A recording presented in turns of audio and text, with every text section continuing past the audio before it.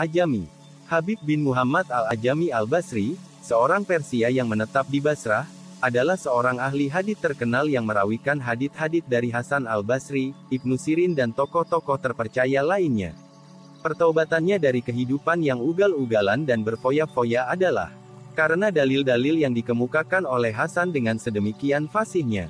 Habib al-Ajami sering mengikuti pengajaran-pengajaran yang disampaikan oleh Hasan sehingga akhirnya ia menjadi salah seorang sahabat beliau yang paling akrab.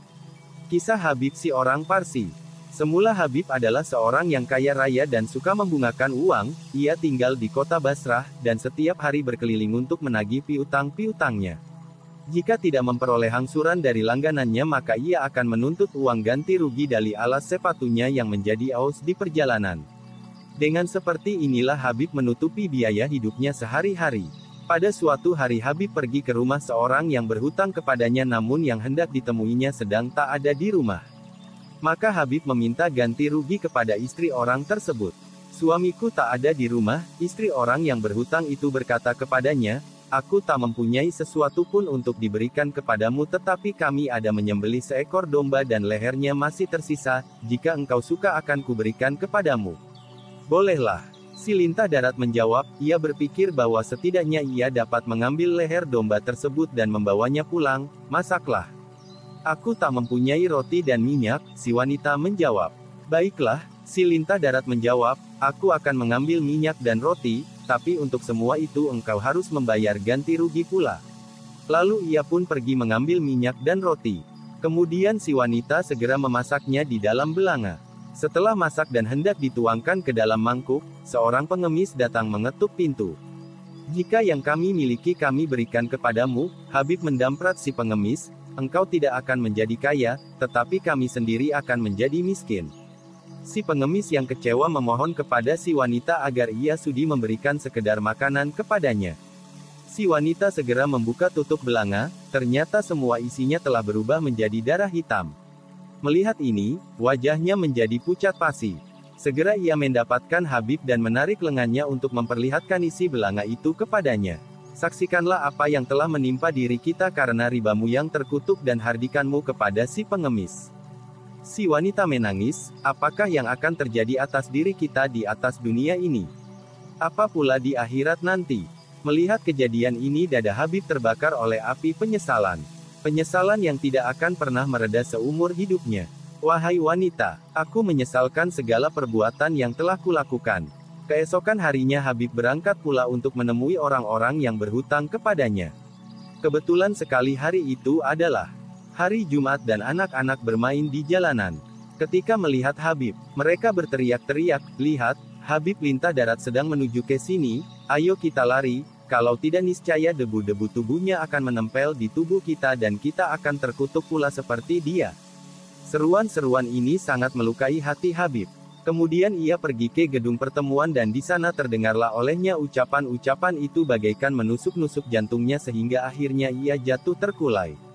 Habib bertaubat kepada Allah dari segala perbuatan yang telah dilakukannya. Setelah menyadari apa sebenarnya yang terjadi, Hasan al-Basri datang memapahnya dan menghibur hatinya. Ketika Habib meninggalkan tempat pertemuan itu seseorang yang berhutang kepadanya melihatnya, dan mencoba untuk menghindari dirinya. Jangan lari, Habib berkata. Di waktu yang sudah-sudah. Engkaulah yang menghindari diriku, tetapi sejak saat ini akulah yang harus menghindari dirimu. Habib meneruskan perjalanannya, anak-anak tadi masih juga bermain di jalan. Melihat Habib, mereka segera berteriak.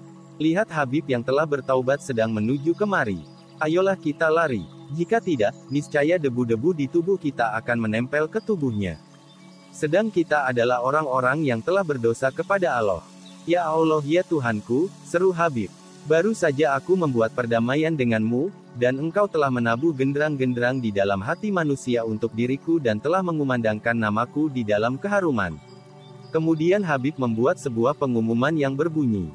Kepada siapa saja yang menginginkan harta benda milik Habib, datanglah dan ambillah. Orang-orang datang berbondong-bondong. Habib memberikan segala harta kekayaannya kepada mereka dan akhirnya ia tak mempunyai sesuatu pun juga. Namun masih ada seseorang yang datang untuk meminta, kepada orang ini Habib memberikan cadar istrinya sendiri. Kemudian datang pula seorang lagi dan kepadanya Habib memberikan pakaian yang sedang dikenakannya, sehingga tubuhnya terbuka.